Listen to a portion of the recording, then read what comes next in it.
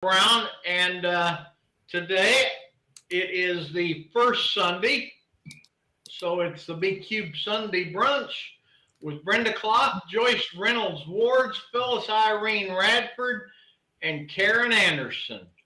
And I believe you guys are going to be talking about riding through pain and under stress and that. So, having me for an editor, I can see why you might have chose that for some of you. Yeah. Having just had a full hip replacement, and I showed Brenda the x-ray with all of the serious hardware just last Friday. I can really relate to this, although I'm not in a great deal of pain now, 4 months out. There were a couple of weeks where I really wondered why I had agreed to do this. And yet I finished a book. Actually, did you really? Yeah. Within a month of the surgery, I wrote the last 100 pages or so of Family Bedrock, which Joyce has read. And then I sent it off to her, and she sent it back with notes. I added 7,000 words. I sent it back. 7,000 words. Yeah. It was very good. And it was one of those things where I was so close to it, I couldn't see what it needed until I got away from it. And so I rewrote it and sent it back to Joyce, and she has now sent it to me, but I haven't, it's sitting just to make sure that nobody else pops up and says, hey, I have a story to tell. Mm-hmm. That's always, that's right. For me, it was last year with the cataract, because and the other piece is that these guys just came into my life, brand new computer and reading glasses with blue blockers. Oh my word. I did not realize the degree to which I have been operating under significant eye fatigue, and that has gone from before the cataract surgery. Mm-hmm. Yeah, well, I also had both my cataracts done just before the hip surgery. So I had 3 surgeries requiring anesthesia in 6 months. But it is amazing what cataract surgery will do for you. You know, it is the most common operation in the United States, the most common outpatient operation. And they mostly have it down now to a science. I'm sure that your cataract guy did 6 or 8 that day. I think mine did 15. Mine they were like going bam, bam, bam, bam, bam. And there were like 34 bays. Exactly. In that Kaiser room. But that is absolutely okay. You know, they're totally expert. They've got enormous automation. You know, robots help you to do all this stuff. And they have gotten it down to where it is safe and easy and fast, and you hardly notice.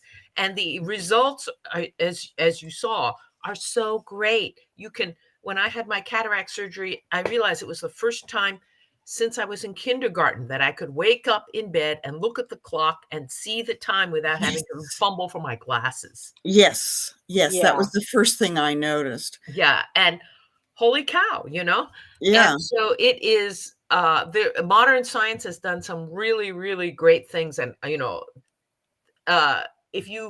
there's a great account by Charlotte Bronte, author of Jane Eyre, of her father, the Reverend Patrick Bronte, getting cataract surgery in 1860.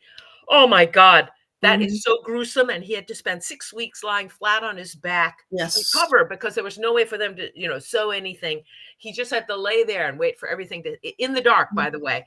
And so she had to wait on him hand and foot, because he was not allowed to get up.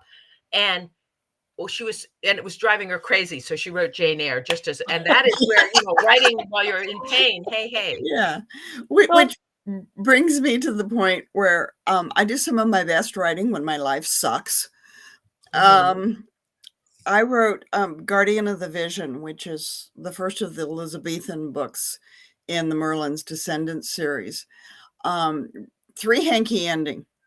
And I wrote that book in this 125,000 words in the last 6 months of my mother's life. Awful. When if I wasn't on my way out to deal with her, I was writing, or I at my massage therapist. I went to see him about 3 times a week during that period. And that's my favorite. I think that's my favorite book of all time, simply because I was so into it. I was just pouring all of my frustration and grief into that book, It's which made, cathartic. yeah, and which meant dealing with the frustration and grief a tad better, a tad easier. That is a very writery way to be. Yeah, my forthcoming short story collection, a number of the stories in that collection were drafted when I was teaching, having to deal with principals who were trying to fire me because I was being Joyce and like going, no, I'm not going to be a little mealy mouth, you know what? Oh, that was the period when we went through, what, 5 principals in 3 years? 6 principals in 3 years. Oh, yeah. Oh, it was now in retrospect, I can say, yeah, that was educational. It was entertaining, but damn, I'm glad I survived. Yeah. And it was writing and the horse that actually Yeah. kept me sane. So, Karen, what have you been through recently? Oh, well, yes. My mother died, and she was quite old. She was 104, and but she was a real firecracker.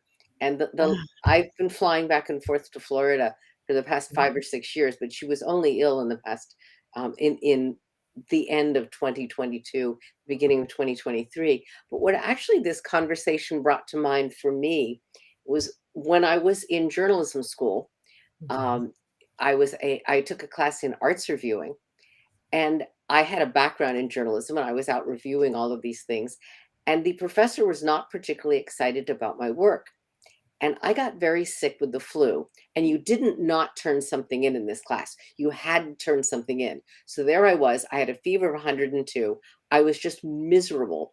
And I wrote this crazed review of a book. And I was just ranting and raving and thrashing around, and I handed it in. And the instructor said to me, "This is the best thing you've ever written." Because what he said, the same thing that Deborah Doyle later said to me at Five of Paradise, that I have to really let go of my structures and all the you shoulds, and this is the way it's done, and the following the template and all that kind of stuff, and just tear it apart and really speak from the heart, and which is easier for me to do when I'm sick. And this has manifested itself a lot in humor columns I write and in short stories. I have to say, I cannot imagine how you folks write novels while being in a situation of extreme stress or pain, because I found that using pain and misery to jumpstart a 5,000 word short story was perfect. But I don't think I could sustain creativity if I continued to have that kind of stress. When I was at my mother's apartment and she was dying, I could not write. Yeah. I mean, in the middle of something like that, that's very, for me, I mean, the other thing was when we moved to Enterprise, I was in the middle of drafting and Netwalk's Children. And it wasn't really pain, it was stress.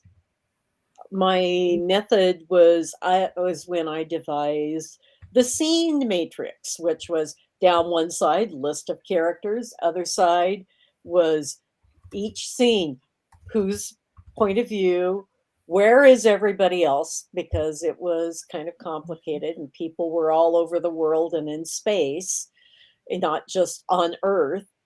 And so in order for me to keep track of everything, keep track of plot, keep track of what the character arcs were and the scenes, I actually had to break it down scene by scene.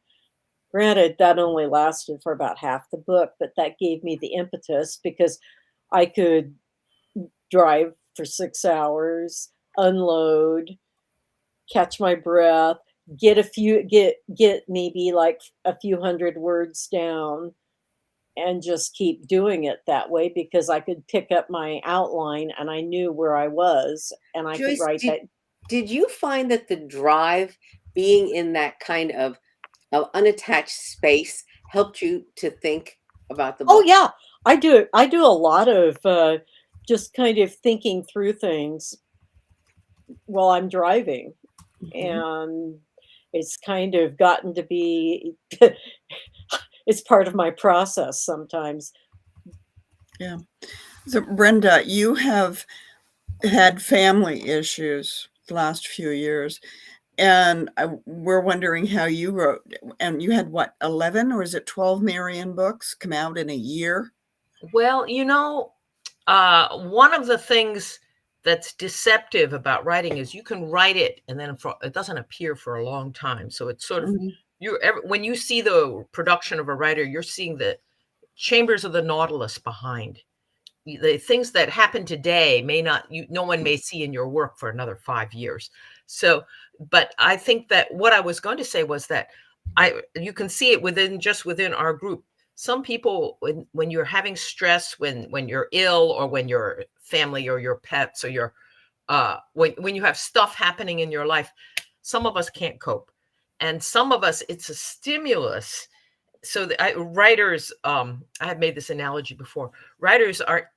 Some writers are racehorses.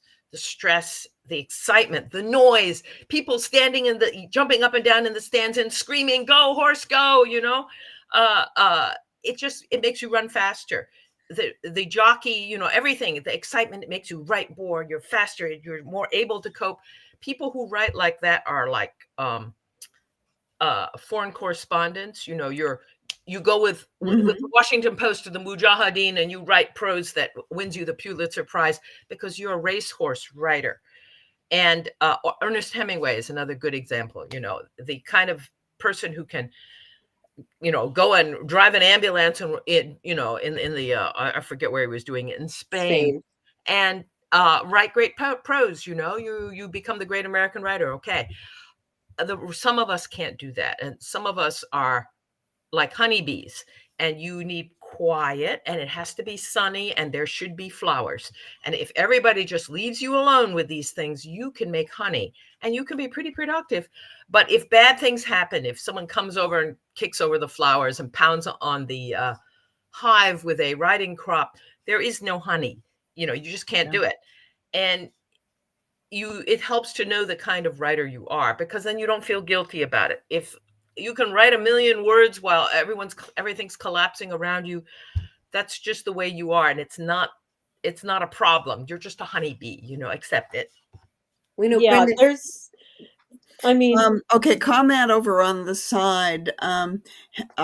Hemmings about I can't read it. Hemingway drove the ambulance in Italy. Yeah, I don't remember, man. yeah, I- yeah, the Spanish bit came later. oh, it was, or it might Yeah. have been George Orwell. You see, there are writers who can do that, and there are writers who can't, and you shouldn't. Yeah. If you're not one or the other, it's okay. Well, Brenda, Yeah. I want to go back to a meta part of that. Mhm. I think there are writers who can do it either way, but that the environment starts to drive the type of story they're writing. Mhm. And I find if I want to write the kind of stuff I write for Bob, which is politically tinged and Mhm. often has an undercurrent of anger in it, or Mhm. frustration or grief, I can do that in a chaotic situation. Right. But if Mhm. I want to write stuff that is more literary, that isn't that requires a lot more plotting and stuff like that, I Mhm. need to be isolated. Mhm. And Mhm. I always forget this, and I rush in and I say, okay, I'm going to do 15 minutes of writing, and it's bad writing. And Mhm. I actually rent a little 8 by 8 cube in a workspace place, Mhm. Mhm. and I every time I go there and I write, it's so thoughtful and it's so deep and it's so mindful. I keep saying to myself, why don't I remember to go to my cube every day? because Mhm. I am easily influenced by stuff going on around me, even if it's somebody's lawnmower snarling in the backyard. Yeah, It and that's like a a good lot of that's a Yeah. good illustration because I mean, when I was in that stressful period teaching, what I was doing is I was getting up at 4:30 in the morning, writing for an hour. Then I would have breakfast, social media, then jump in the car and go driving off. That was my that and the stuff I wrote in that period, some of that I revisited some of that when I was putting together this anthology that's coming out in a few days, or collection Yeah. rather, because it's all my stuff. Um, And yeah. yeah, Yeah. Okay. Dale, excuse me, I'm not sure how to pronounce your last name. Giricel asks if you can isolate at home. Normally I can. I have a dedicated office and there's a door. And on my door, I have the bumper sticker, "Do not meddle in the affairs of dragons because you are crunchy and good with ketchup." And if my door is closed, I mean it. Except we went through a period when my mother-in-law had to stay with us after her open heart surgery. And she didn't get the joke. She would just wander in and out at will. And usually in the middle of a sex scene, oh, can I? No. just what you need. Yeah. right. We had her for a little over 2 weeks. And at that point, I didn't care if she could take care of herself or not. I didn't know if she and my husband were going to strangle each other, if I was going to shoot them both. So she went home. But yes, there are degrees of separation and isolation in the home front. But as far as the 8x8 cubicle, Sarah's she's still a member of the book, you Catholic. Yes. But anyway, she, after a dearth of contracts, she suddenly got 6 books due within 2 years. And it was a time when in her part of Michigan, there were lots of strip malls that were just closing. And somebody took one of the stores, put in like 8 metal desks, a microwave and a coffee pot, had telephone connections and internet connections at each of the 6 desks, and rented it for dirt cheap because the rent was shared. And she completed all of her deadlines. And she also lost close to 100 pounds because she was not snacking. She was walking from the bus stop to the storefront, which was twice as much activity as she'd ever done. Yeah. It I mean, just shows that's you what you have to, your circumstance drives you. And I also think that it goes back and forth. Sometimes you can cope, and then sometimes you just don't have enough spoons and you can't cope. And yeah. so you have to accept that, and particularly with physical health stuff, they give Mhm. you this, Phil, they give you some pretty darn good drugs when you have surgery. And you should take them because it's important, a part of your recovery. But then if that makes you unable to write, you just have to accept it because you don't have, there are points in your life when you do not have a choice. Yeah. Esther Friesner has said that every time she has 2 children, every time she got pregnant, she could write like the wind. It was like there was this pressure behind her. In 9 months, I'm going to have no time. I have to get this novel done now. So she would write like the wind for 8 months. Okay. I'm letting my landline go to voicemail. Okay. When I became pregnant, it was like my brain fell into my lower part of my body, and I no longer could function at all. I just gave up for until I had the baby, and then once the baby was out of my system and the hormones and everything settled down, I could go again. And so you just have to see what you're like. I have a tip for people who are looking for that kind of isolation without having to go to my little storage place or go to the strip mall. Carl Dandenel and other people do this, has set up this group where you meet online and you write. Mhm. And I've found that focusing, being with that group somehow mentally takes me out of my house. Mhm. And really, my house would have to be burning down for me to back out of one of my writing. Yeah. Yeah, days. one of the little things that's happening with membership in the Science Fiction and Fantasy Writers Association with SIFWA is that they have set up something like that, writing time. Writing dates. Yeah, writing. There's every Sunday at 2 p.m. Mhm. there It's a date. is a writing gathering. Mm-hmm. And then there's another one Wednesday at midnight for folks who are on different time schedules. There is a real nice power in the not even the peer pressure, just being in a group of everyone who's doing the same thing.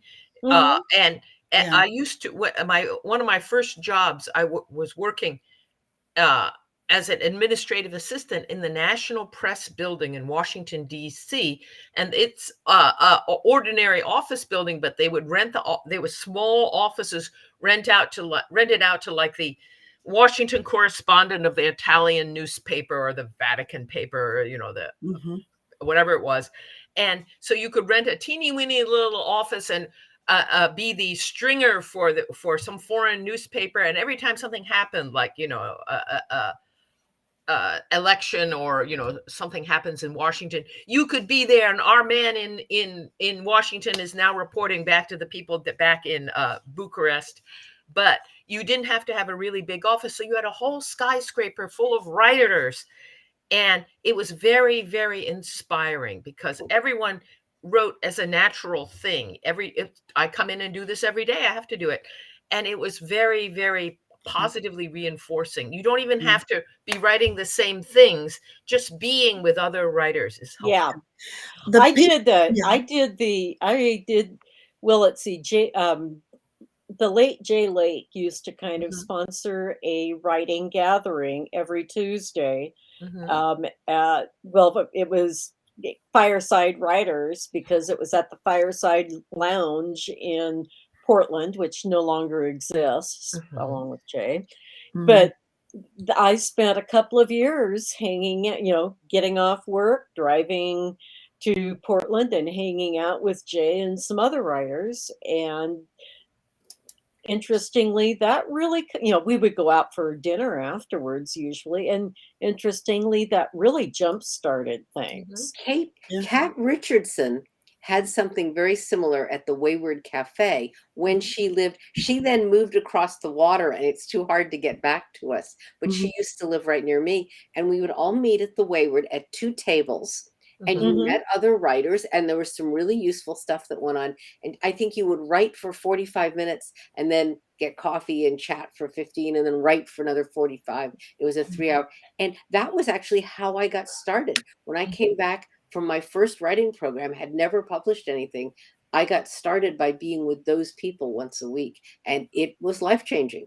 It is. Yeah. Peer pressure is we're social animals, and just being surrounded by other people who are trying to do the same thing really makes a difference. And One that's of the why problems Yeah. is no matter how much we love our partners or spouses or roommates, The people who do NaNoWriMo Oh yeah, and there's another good example. those that succeed at it Mhm. tend to be the ones who make a group through their website, and they meet once a week or Mhm. twice a week or whatever, and they spend time together.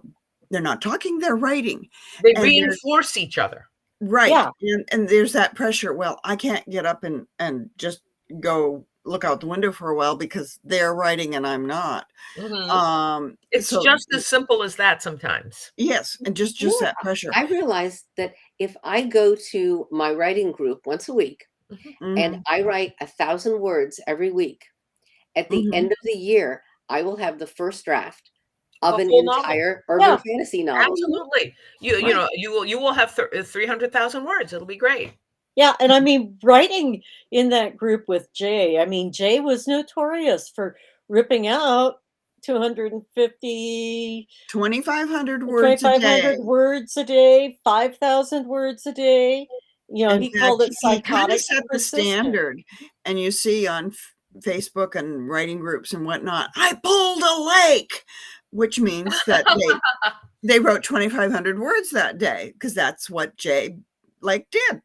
You know, every morning he'd get up 3, 4 in the morning, and in the last years he was working, he was pretty much working from home in the Portland area, and then just flying to Omaha once a month.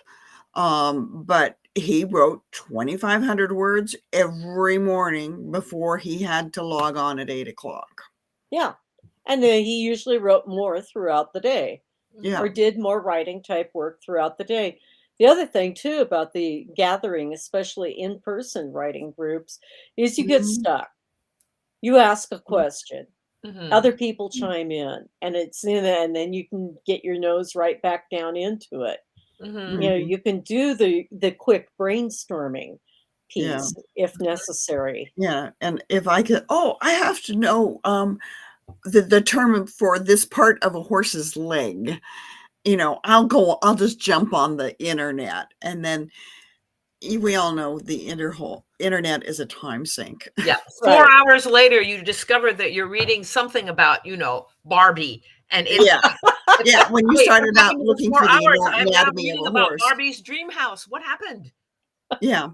But I want to back up just a minute. And Brenda was talking about taking the drugs. You know, you had a knee replacement a year ago. How important it is. Yeah. How important it is to stay on top of the physical pain. I did the hip replacement almost 4 months ago, and I didn't take any of the good drugs. You can sell them on the street for a lot of money, Phil. Yeah, probably, but I still have the full bottle of oxycodone. There you go. And it's there if I decide I need it, but I decided I didn't want it because I reacted badly to it in the hospital. Yeah. Everybody on this kind of thing varies. And so, you can tell people that and the doctor himself will tell you, by and large, you should do it. But, everybody has to, it's the same thing with writing, with everything. You are who you are. And if it's different for you, accept it. And I quickly realized that if 2 ibuprofen or 2 Tylenol every 2 hours, if that was making me nap and zone out, what would the oxycodone do to me? And I would not have been able to accomplish anything. I consider that we're lucky. You're lucky when you can accomplish something after a major health issue. There are people, who have even more major health, open-ended health issues like, cancer or a long COVID.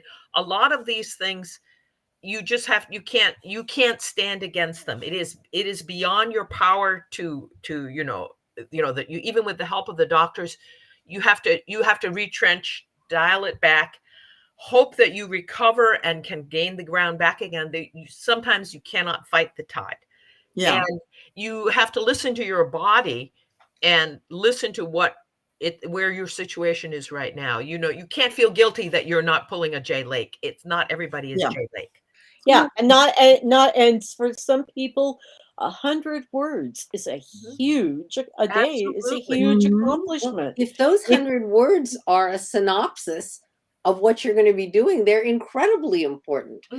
I'm someone who has to have a synopsis before I write. I don't outline, but I synopsize.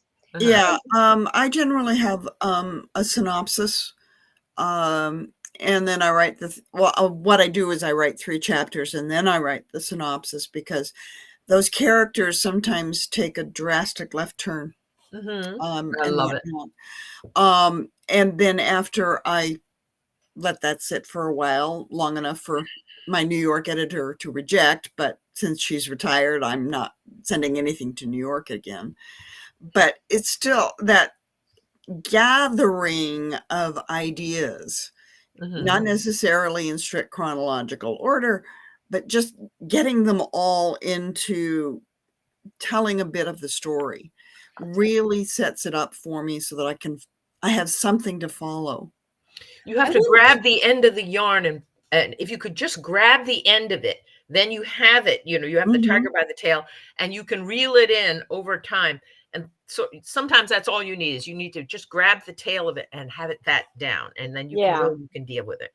Yeah. I'm right now. I'm in the process of outlining two series, and one of the reasons I'm doing it is that I'm preparing to alternate stories where I've run out. I've done well on Kindle Vella for certain states of things, and so I am now at the point where it is starting to show that it's not showing the rate of return. But I'm still doing the mental serialization thing where I will work on something until I have a cushion of stuff. And I usually hit a wall by that point. So I can switch to a slightly different story. So I'm laying both of those out.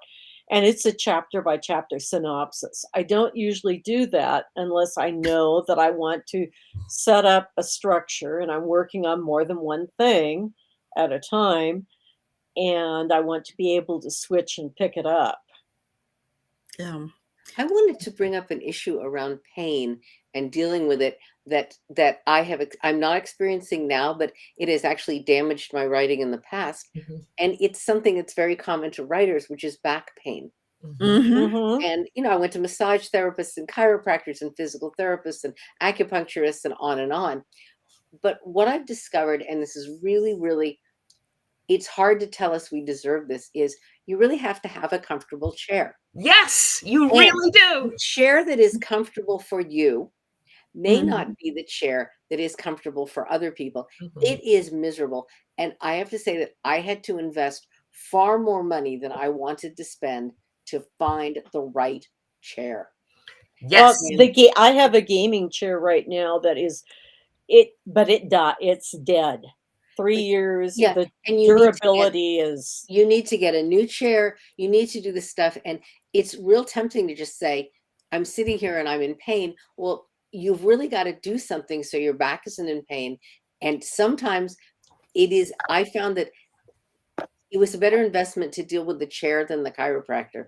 The other thing is I'm also using a gaming chair. But the other piece is ergonomics. Yeah. Because there's, I've had this top of the line gaming chair recommended to me. The problem is it has arms. It has arms that do not go up and down. Do you know how many chairs out there?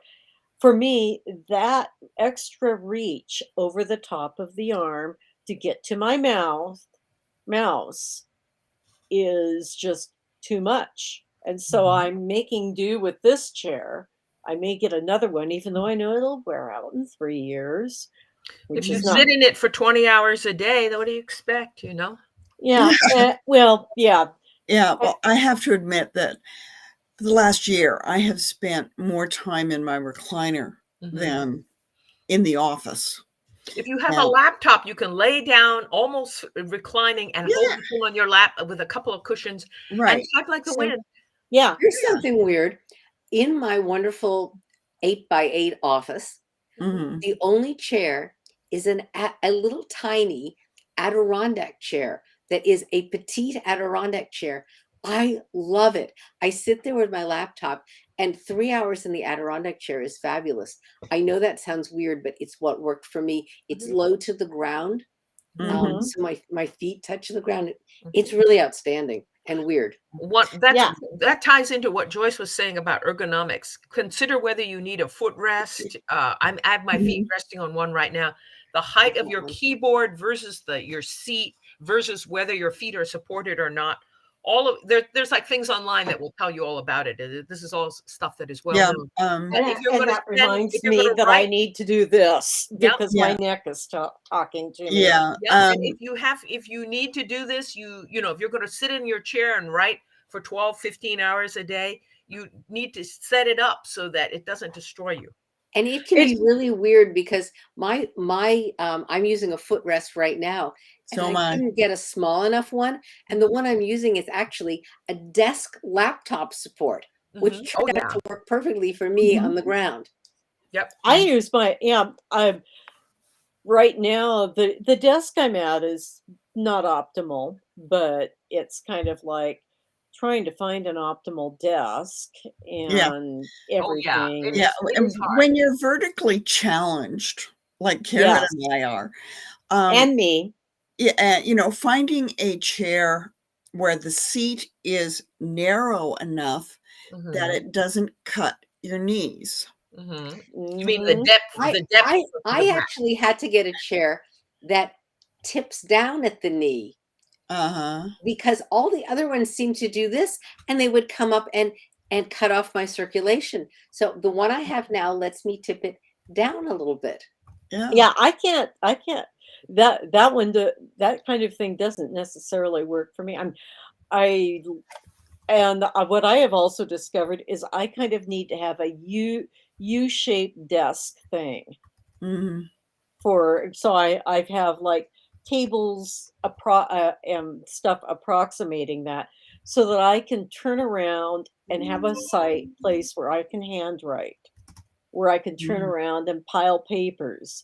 And I realizing that I'm kind of sort of trying to replicate the setup I had when I was when I was teaching. Because then I Mhm. had a table against the wall, I had a table for my computer, and I had one of those big old steel case desks, and they Mhm. were in a U shape.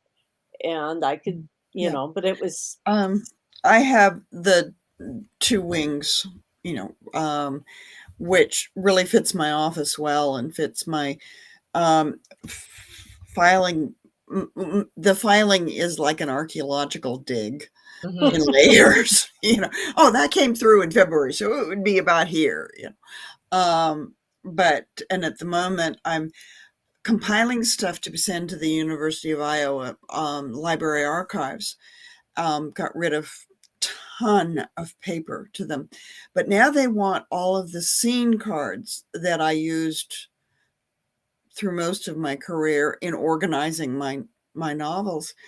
But I have to record each one. Everything that goes into a box has to be recorded, and that's the hardest part of this entire project, is filling out those inventory sheets. Mhm. yeah, and you need to have kind of it that's the kind of job where it really helps if you have the dedicated workspace that you can just walk away and leave it. That's the hard part. Mhm. Yeah. And I mean, when you're in pain or under stress, you're it's not just your mental organization you have to think about. It is the physic. I find that when I'm in pain or I'm under stress Mhm. or Mhm. stuff like that, I really need to have my physical office layout as far as papers, certain papers are here, certain papers are there, this is here, this is there. And it's just all the physical organization needs to be even better. Yeah. And when on pain pills for anything, and as an ex-dancer, I spent a lot of time taking pain pills. I found that I can do detail work, like the inventory of all the scene cards. Here's, one of them. This is for trance dancer. You know, Mhm. Mhm. I can inventory those when I'm on pain pills, where I find it difficult to create. So, managing the business part of writing and the creative part is something we all have to juggle, but your level of pain kind of dictates which you are doing. And I became a lot more better organized during the year before my hip surgery. Yeah, I mean it's Mhm. also too when it comes to doing that. Um, One of the things about being a long time cannabis activist is Mhm. learning what you can and can't do on certain substances, and it's Mhm. individual. Absolutely. Certain antihistamines, forget it. I'm down for the count. Mhm. Yeah. Antihistamine. And they interact. You take one Yeah. and then the other, and then then the bad things can happen. So Yeah. you Yeah, just and I mean, it's idiosyncratic. And some people can drink and write. I can't drink and write. I can do Yeah. other things and write, but I cannot drink and write. And Yeah. that's just I kind can't of drink. So. Well, Actually, Liam Westcott has a comment. Writing is a process, not necessarily an end to itself. The ultimate product, whether it's a novel, screenplay, script, whatever, comes at the end of the process of writing. This is why a lot of people use the journey metaphor to describe the writing process. It is a journey you as a writer undertake to produce a written work. How you get there and at what pace is up to you, as long as you do get to the end. Which is another thing about NaNoWriMo, is that push to get 50,000 words in a 30-day period. May not be a whole novel, but that is a huge honking chunk of it. it's Um, it's more than and halfway. Right, and Yeah. it gets you through that muddle in the middle, Oh, yeah. where so many people just say, this book is trash. I'm going to start something new that's more exciting. Right. It was years ago, I was a mystery reviewer for many years, and all mystery reviewers want to write a mystery. So of course I wrote the mystery, and I knew as a mystery reviewer that it was terrible. And I knew it was terrible in that it had this big flaw in it, which prevented it from being a good book. But I didn't know what the flaw was. And everyone said to me, finish that book. Make Yes. sure you have finished it. And and even though I knew this book was not something I wanted to be presented externally, I finished it. And years later, now that I write more often and that I'm published, I was able to go back to it. And the flaw was so obvious. First, it was like, oh, and that gave me a feeling of some progress. Yes. I also wanted to say that I have noticed that every writer has their own environment, and some people are most comfortable and protected in a room filled with all their stuff and clutter and just what I consider to be total chaos. Whereas I like to work in a room that has almost nothing in it, with literally an empty desk. But I realize that there are very different ways of very different comfort for different people. Yeah, see, that would drive me nuts because, well, I have a rock.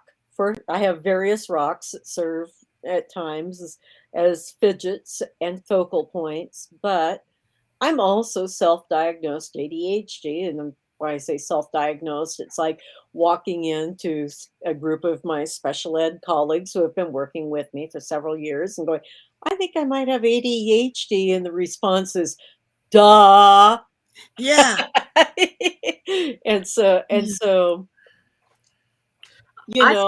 it's just, it differs. And I think one thing too, that adversity, whether it's illness or mental stress or psychological or the world around you, sometimes it also serves the purpose of breaking you out of a particular rut. And that you have to have, I mean, okay, for example, my older mare horse is very structured. Her life, as far as she is concerned, I mean, she is OCD. We like to joke that she's autistic because she likes patterns, she likes structure and everything. And sometimes people tend to fall into those little, it has to be this way for something to happen. It has to be that way.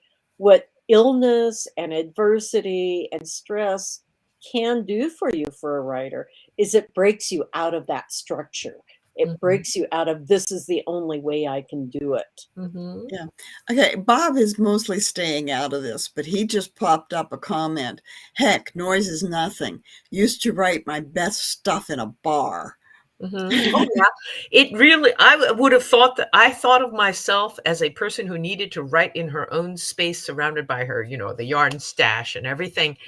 And but then we went traveling, and I discovered that I could, as long as I have the laptop, I can write anywhere. I can write on airplanes. I can write on table. I can write on tables in restaurants. It's irrelevant. I can write sitting in the back seat of cars. Perfectly fine. If Hey, a you're with it, picnic you're with it. table beside a tractor pull is Mhm. just fine. Ideal. Done No it Oh, problem. many times. I If you're think when you're that hot, when you're I hot, like you're hot, and airplanes there's and no way out of cars. it. Right. I have pictures of me. I have pictures that, the passenger seat of our Toyota Tundra when we're out wood cutting Mhm. is sometimes although for safety's sake, and if it's like nasty weather, I'll just be sitting in there with my laptop.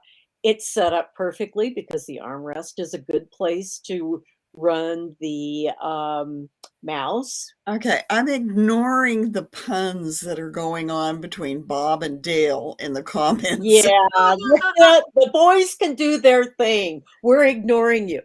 Yes. Joyce, No, I asked Tom if I could work on a story while he was driving us from Seattle to Portland. And he said, no problem. So I opened up my laptop and I'm typing away as we passed Tacoma and everything. And I finally got to a stopping point and said to Tom, we should stop for lunch in Centralia. And his reply was, we're in Portland. Yeah.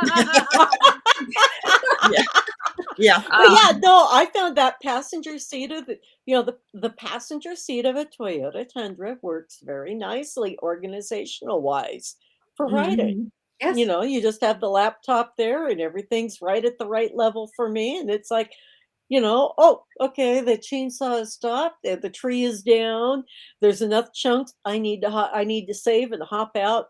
And the biggest thing is convincing Word that it can work away from the internet because there is no internet in the Right. woods. Actually, Mhm. sometimes it is helpful to not have the internet. Oh Yes. yeah.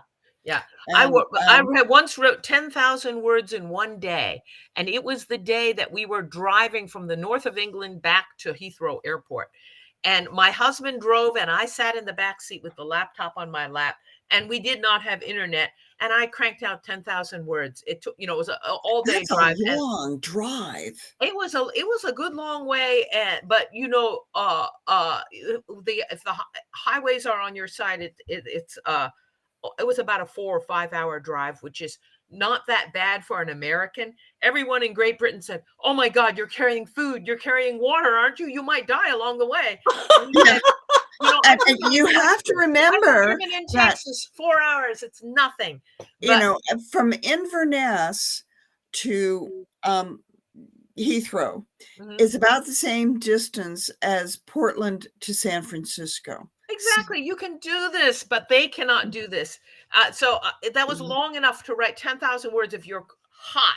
So what it really depends on is whether the novel is behind you pushing, because if it's behind you when wanting to get out, it doesn't matter where you are. And if you don't have a laptop, you can find napkins or something and write in the margins of other books. You can do this. Mhm. I've done all of these things because if you're hot, you're hot.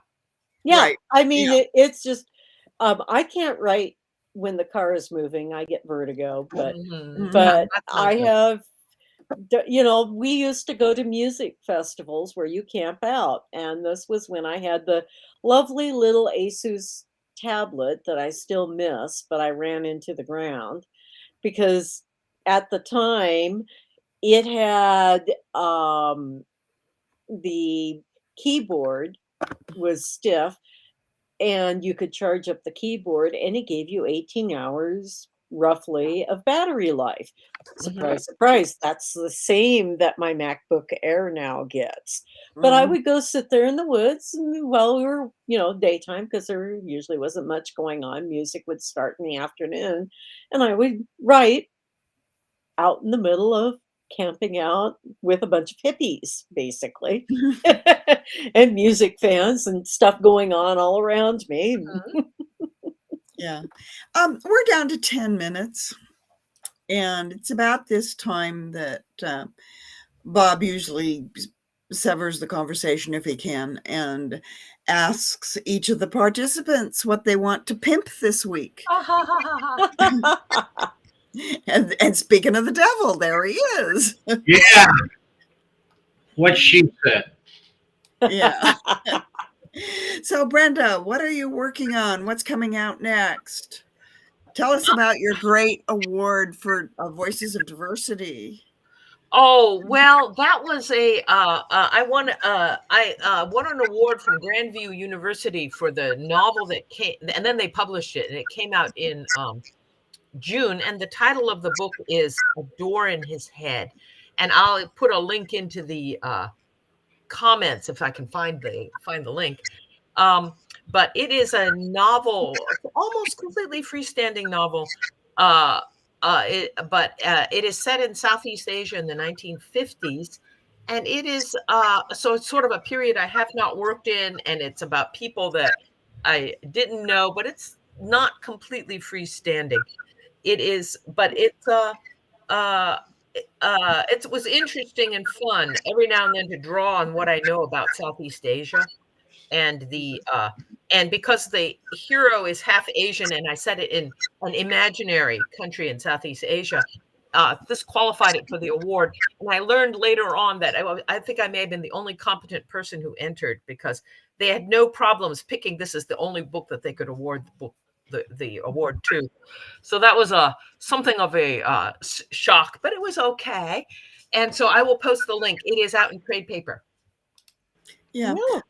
Yeah, that it's an interesting book. I did a beta read for Brenda Yes. on that, and it really made me think, because I was born in 1950, so this was the era of my childhood, Right. and I really had to think about how I grew up versus how the character grew up. So, and there is, and we don't realize how far we have come. Like in the cigarette advertisement, we've come a long way, baby. yeah, In yeah. 1958, you could not have had a checking account in your own name. That within our lifetime, you could now have one that has your name rather than Mrs. Lawrence Clough or whatever it is. Yeah. So, Yeah. Karen, what have you been up to? Well, I'm getting ready to co-edit with Bob an alternative truths book, which is going to be about Southern politics. Yeah, Yeah. bless your heart. It's science fiction with a little bit of humor and a little bit of horror mixed in. But Yeah. I actually wanted to promote something that isn't mine. My friend Connie Covington, C.D. Covington, is a linguist and a science fiction writer, and you may have seen her stuff about linguistics on Tor.com.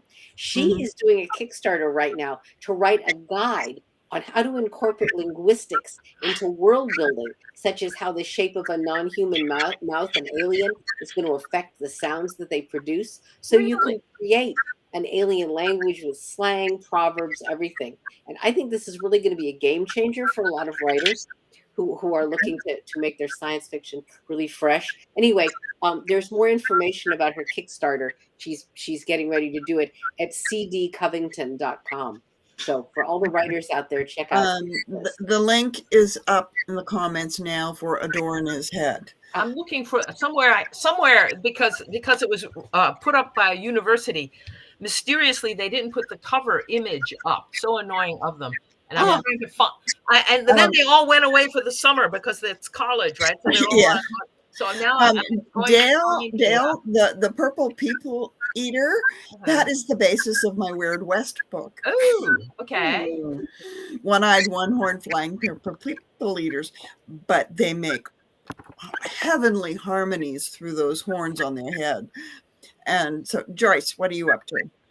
Well, I'm releasing a short story collection called Fabulous and Fantastical Worlds. I started looking at my previously published work and some of my not published work and realized that I have a large concentration that falls into that quote unquote fabulous, urban fantasy, magical realism strain. So that comes out, it's on pre-order now. It's at all the usual suspects.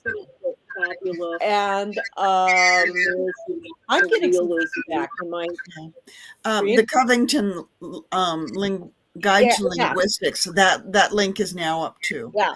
Is anybody else getting sick? Because it's kind of distracting for me. I But can, I can hear it. It is yeah. weird. I'm getting Anyway, that squeaky thing too. Yes. yeah, I'm not sure where it's coming from, but Yeah, somebody's and got so- something else, some other Let me. thing going on. Yeah. No. Anyway, I'm also working on a trilogy. I've completed the first book of the trilogy, and now I'm planning the rest of it, along with the second trilogy, and those will be out next year. And so Okay. that's kind of, but Fabulous and Fantastical Worlds. I have another book that will be coming out in October, Federation Cowboy. Just wait, it's far future political space opera. Okay. Um. The background noise is from somebody has Facebook open. Oh. If you Okay. close your Facebook, it will go away. Yeah. Okay. Let me do. It might be me because I was in Oh, it Facebook stopped. Messenger. It stopped. Yes. You hear that? It was mine. I'm sorry. I Okay. apologize. Facebook was echoing. No, it's still echoing. It's still up there. But anyway, I got the rights back to all but 2 of my New York published books, and I am re-releasing them one a month through the Bookview Cafe, but they are distributed wide as well. The Glass Dragon and The Perfect Princess are now out as ebooks. Princess will be in print in just a few days. And so we're going all the way through from the beginning. And thank you, Brenda, for your beta reads. The first 7 dragon books, which will take me through the end of the year. And then I'm going to do the 4 test books. And in May will be the new book, Family Bedrock, which is a spin-off of the test books. It's the same world, but a different character. And Tess does make a cameo appearance. But the whole premise is that the reason there have been no authenticated demon sightings in the last 50 years is because they're all going to cons and winning costume prizes. And so really Family Bedrock is kind of an homage to the con community that supported me through all of my career, and really a thank you to them. And so that those 2 have been keeping me very busy, but Bob and I are also starting to work on a second alternative theology anthology. And that takes us to 2 minutes to the end. Fill it in, Bob. Hey, so Phil, did you read Ken's story? No. You know, that's a beautiful thing. I just might buy it anyway. But that is if Karen doesn't reach into the slush pile and grab I'm interested. I'll bid. it. Hey, it wouldn't be the first time that I published a story in one anthology. It would be the second, by the way. And then 4 months later, it published again as a reprint because it was just so damn good. But BQ Press is busy. We just bought our first story for leadership, which is I extended the open call, not because we were short of stories, but because, by gosh, we were slow.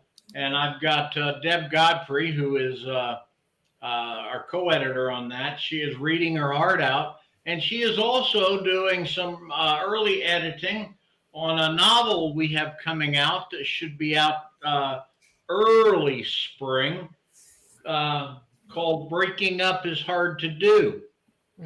Which isn't a love story. It's about America by the inimitable Sumner Brooks. And historians amongst you may say, those names sound familiar. Well, you can figure it out later and tell me boo hiss. But no, we are having fun. Our next book out will likely be Scott's Planet, followed closely by the Madam President, and then with leadership and Southern More Alternative Truth Southern Edition, which I can only say this, guys, submit to that one, because if you want to write satire, political satire, there is nothing easier to write than political satire about Southern politicians. I mean, we could call it, what's his name? The governor of Florida these days? DeSantis. Mhm. DeSantis.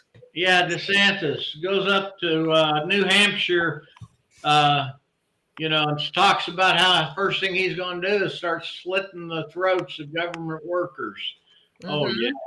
How come he's not being prosecuted for threatening government officials with violence?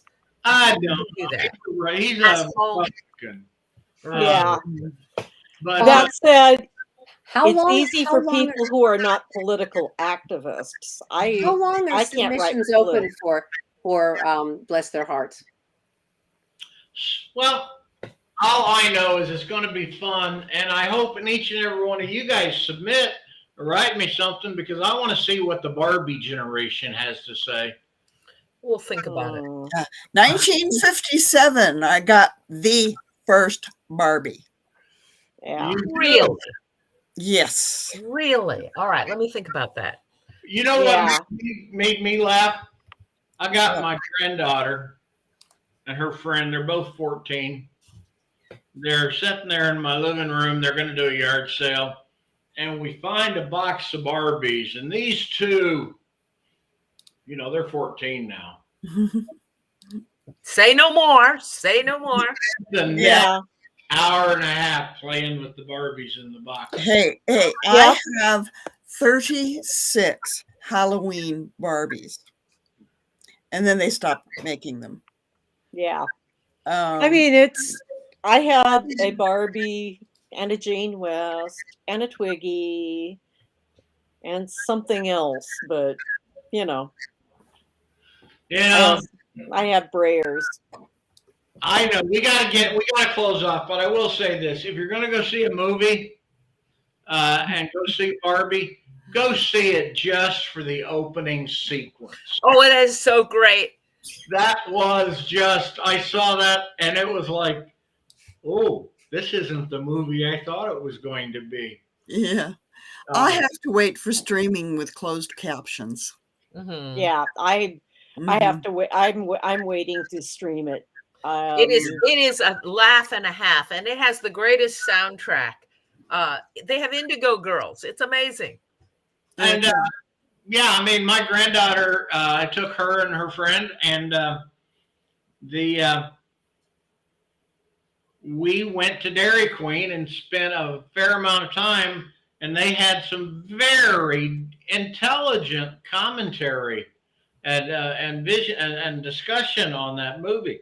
I was very impressed. Yes. My child is bright. Yeah, so can we wind this up? Brenda and I have another Zoom meeting in about 20 minutes. Yeah, we have to go. I'm going to let you do it, and thank you all for coming, and I'm going to talk to you later, and so everybody wave goodbye. Bye-bye. Bye. Thanks a lot, everybody.